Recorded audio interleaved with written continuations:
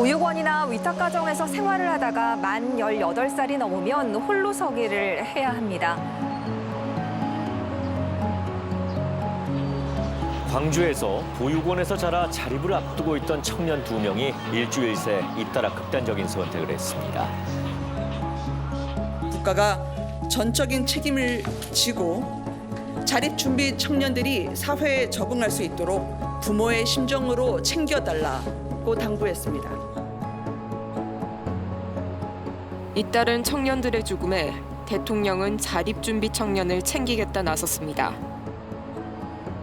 하지만 지원을 받을 수 있는 조건을 충족하지 못하는 청년들도 많습니다. 현재 대부분의 지원 정책들이 자립준비 청년, 즉 퇴소 이후, 종료 시점 이후에 정책적으로 쏠려 있기 때문에 그러니까 제도적으로 보호할 수 있는 그 그물망 밖으로 튀어나가 버리는 거예요.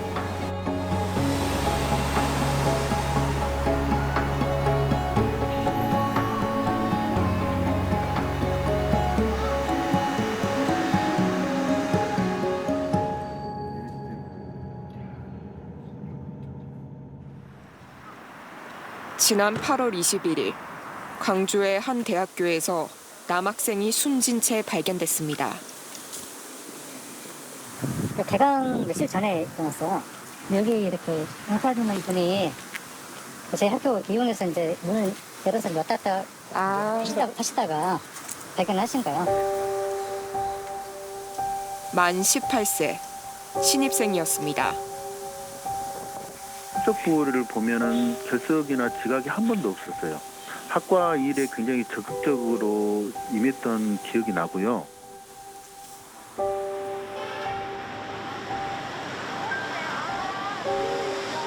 숨진 학생은 아동 양육시설, 즉 보육원 소속이었습니다.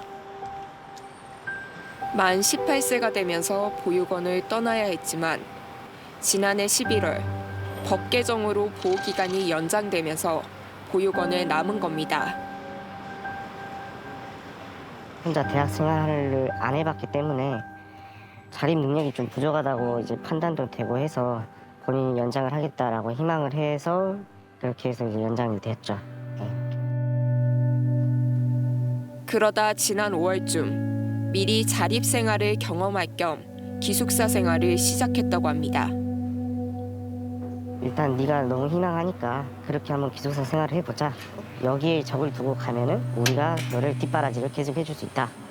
본인도 뭔가 문제가 생겼을 때 뭔가 뒤에 배경이 있어주니까 든든하다 뭐 이런 식으로 표현도 했고요. 그러나 홀로 서기는 쉽지 않았습니다. 보호가 연장되는 기간이었지만 별도의 자립지원금을 받지 못했습니다. 시설을 퇴소해 자립준비 청년 자격이 돼야 자립정착금과 자립수당이 주어지기 때문입니다. 일단 의식주는 기본으로 계속 꾸준히 제공이 되고요. 뭐 자립 교육 같은 것도 뭐 한 번씩 또 이루어지고 그 외에 지원을 해줄 수 있는 게 특별하게 없는 것 같아요. 학비는 면제였지만 기숙사비와 생활비는 통장에 있는 개인 후원금으로 해결해야만 했습니다. 그 학생은 숨지기 이틀 전 보육원을 찾았습니다. 상담 일지에는 통장에 있던 약 700만 원의 후원금 가운데 600만 원을 넘게 써버렸다는 부담감이 고스란히 적혀 있었습니다. 이틀 뒤 아직 읽지 못한 책이 많다는 메모만 남겨둔 채 학생은 세상을 떠났습니다.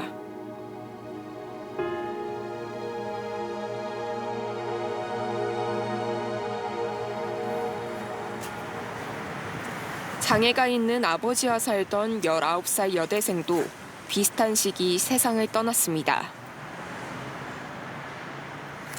좀 울친하게 울친. 이제 핸드폰 놔두고 신발도 벗어놓고 추락해버렸다. 평소 친하게 지내던 지인이 사망하면서 심적인 충격이 컸던 것으로 전해집니다. 아버지하고 딸내미하고 같이 있다가 그 사건이라며. 아니 아들이 지금 보육원 있다는 거 말고 딸내미 거 있다가 이 병이 됐다니까요.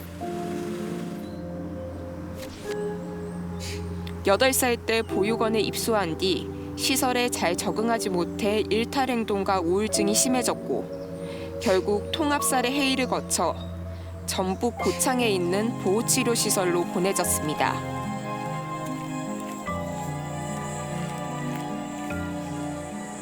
여러 치료들 시행을 하고 했음에도 불구하고 이 아이가 변화되는 게 없고 점점점 더 심해지다 보니까 이제 더 정말 저희가 케어할 수 없는 상황에 이제 놓이게 된 거예요. 그래서 치료 시설 이러다 보니까 거기는 이제 전문적으로 치료를 위한 시설이다 보니까 그쪽으로 법원 판사님 통해서 학교로 가게 된 거예요. 문제는 치료시설의 보호처분 기간이 지난해 2월 끝나면서 발생했습니다. 만 18세 생일을 보름 정도 남겨두고 보호처분 기간이 끝났지만 보육원에서도 이미 중도 퇴소 조치가 취해진 겁니다. 보름만 늦게 퇴소했더라면 자립준비 청년으로서 관리나 경제적 지원을 받을 수 있었지만 어디에도 속하지 못한 상황에 놓여진 겁니다.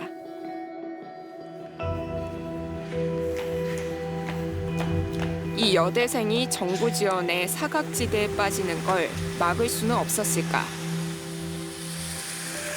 2020년 한 9월부터는 아동보호 체계를 전면적으로 개편하면서 각 시군구마다 아동 양육시설이나 치료시설에 있었을 경우에는 원가정으로 갔을 경우에나 따로 보호 종료가 됐을 경우에도 사후관리를 하도록 되어 있어요. 근데 저희 구 같은 경우는 2020년 10월부터 전담요원들을 배치했고 이제 거기 그 전에 아동이 치료시설에 있었던 시군구 같은 경우는 작년 21년 7월부터 거기 배치돼가지고 제 그 아동이 퇴소를 시설에 있었을 때도 관리는 안 됐었고 이제 사후 관리를 이렇게 해주십시오 하는 저희 시군구에다 통보해주는 그 부분도 살짝은 안 되어 있었던 것 같습니다. 이행하지 아니한 경우 여성가족부 장관이 정부는 지난해 아동복지법을 개정해 자립준비청년 지원제도를 대폭 강화했습니다.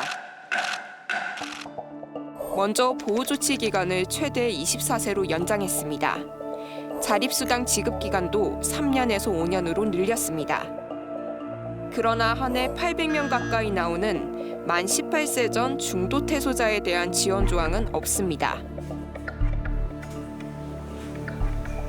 현재 민간에서나 그리고 자립 제도적으로도 보호 종료 이후에 있는 청년들에게 지원이 많이 쏠리고 있어요. 이 자원이 한쪽에서만 또 쏠려서는 안 된다고 생각을 합니다. 그랬을 때 사각지대를 찾는 노력은 정부나 민간이나 함께 해야 된다고 생각을 하고요.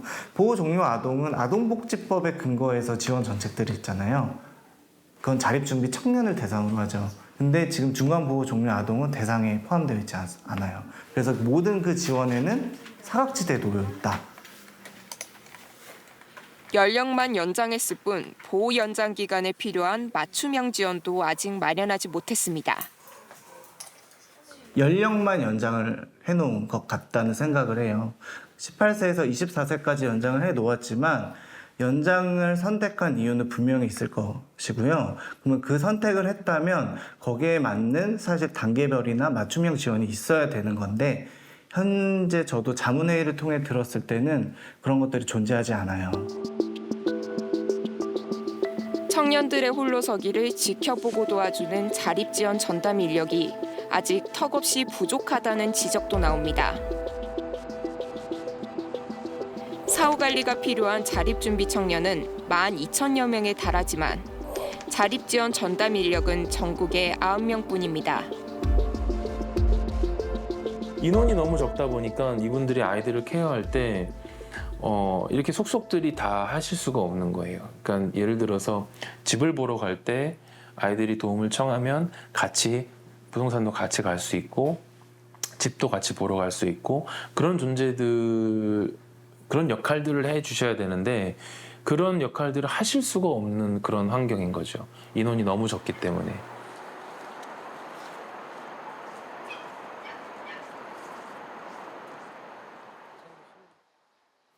자립 6년 차인 주우진 씨는 직접 자립준비 청년협회를 만들었습니다. 지원 제도가 있어도 활용할 줄 몰라 도움이 필요한 후배들을 위해서입니다. 5달 동안 100명이 넘는 이제 시설 후배들로부터 연락을 받았어요. 이제 내가 지금 이런 문제에 처해 있는데 어떻게 해야 될지 모르겠다. 이런 것들을 너무 많이 받다 보니까 이게 뭔가 개인의 의지 문제가 아니라 시스템의 문제일 수도 있겠다라는 생각을 하게 됐고, 보호 연장을 하며 대학교를 졸업한 주 씨는 자립 역량을 키울 수 있는 경험이 필요하다고 말합니다. 저희 시설에서는 남자 중에 4년제 대학을 간 사람이 없었어요. 그래서 제가 어찌 보면은 남자 중에 처음으로 간 사례가 된 거예요, 4년제 대학을. 근데 20살 이후부터는 돌봐줘야 되는 대상이 아니라 스스로 자립을 할 수 있는 역량을 길러줘야 되는 시기거든요. 저는 그 보호 연장 기간 동안 체계적인 교육이 이루어져야 이제 퇴소하고 나서 자립을 좀 어려워하는 그런 사례들이 많이 줄어들지 않을까라고 보고 있습니다. 늦었지만 사각지대를 메우기 위한 논의가 시작돼야 한다고 말합니다. 그럼에도 어려운 이야기만 나오고 보호 연장 아동하고 중도 퇴소 아동 같은 경우는 지금 이제 논의가 확실히 돼야 될 때가 된 것 같아요. 자립 준비 청년들도 당연히 힘들지만 중도 퇴소 아동은 더 힘들거든요, 제가 보기에. 국회에서도 시설을 중도 퇴소한 청년도 지원할 수 있도록 입법에 나섰습니다. 국가가 자립 지원해야 할 대상에 중도 퇴소자도 포함시키자는 내용입니다. 요 친구들에 대해서는 그동안은 지원을 해줄 수 있는 근거가 없었어요. 왜냐? 중도 퇴소자였기 때문에. 근데 이런 중도 퇴소자까지 경제적인 지원, 심리적인 지원, 그리고 정서적인 지원 할 수 있는 이제 근거가 마련이 된 거예요. 그래서 이 아이들이 정말 내가 이렇게 중간에 나왔는데 내가 이 세상에서 비빌 곳 한 곳은 있구나. 비빌 언덕 하나는, 작은 언덕이지만 그 하나는 있구나.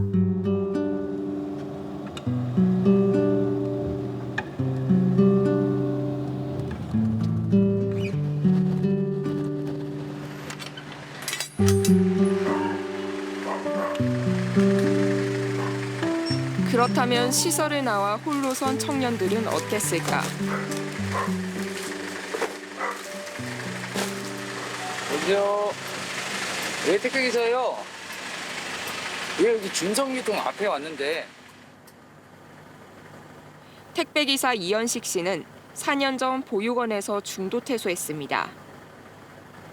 사건이 있어서 다음 날 갑자기 자고 일어나서 결정이 된 거라서 회의하고 나서 저한테 통보를 하더라고요. 오늘 2시에 나가라. 그래서 저는 그대로 이 30만 원 제 돈 들고 30만 원 들고 그냥 사회에 나왔어요. 당장은 시설을 벗어나 하고 싶은 대로 할 수 있어 기뻤지만 우여곡절이 많았다고 합니다. 그 돈을 이제 컨트롤을 못하고 이 돈을 어떻게 활용적으로 써야 되는 내 자립을 위해 내가 뭘 하고 싶을 때 이제 투자를 해서 해야 되는데 그 나이 때 20살에 놀고 싶잖아요. 술 먹고 놀고 거기에 다 쓰는 거예요, 대부분. 무엇보다 믿을 수 있는 한 사람이 절실했다고 합니다. 다른 사람들은 태어나면 이제 부모라는 게 있는데 저희는 나옴과 동시에는 저희 혼자니까 법적인 보호도 못 받고 누구한테 제 속마음도 얘기 못 하고 가족이 아니니까 언제 이 사람이 내 뒤통수를 칠 수 있을지라는 생각을 많이 하고. 전 아직 사실 혼자 1인 가구로서 일상생활을 하는 것도 되게 버거워하고 어려워하는 사람이고 진짜 살기 힘들다 이런 생각도 하는 사람이에요. 근데 그럼에도 불구하고 저는 제가 지금 이 현재를 열심히 살지 않으면 미래가 더 힘들 걸 알기 때문에 견디면서 버티면서 힘들게 꾸준히 노력하면서 사는 거예요. 네, 저 자립 못했어요. 근데 자립하려고 엄청 노력하고 있어요. 사회 나와서 많은 걸 부딪혔으면 좋겠다 생각이 들어요. 부딪혔을 때 좀 긍정적으로 생각했으면 좋겠다. 이런 마음이고요. 제가 한 50쯤 됐을 때 제 주변 사람들이, 제 지인분들이 너 진짜 열심히 살았다 라는 말을 저는 듣고 싶어요. 그 말을 듣기 위해서 더 열심히 살고 있고요, 지금. 저는 그렇게 살고 싶어요.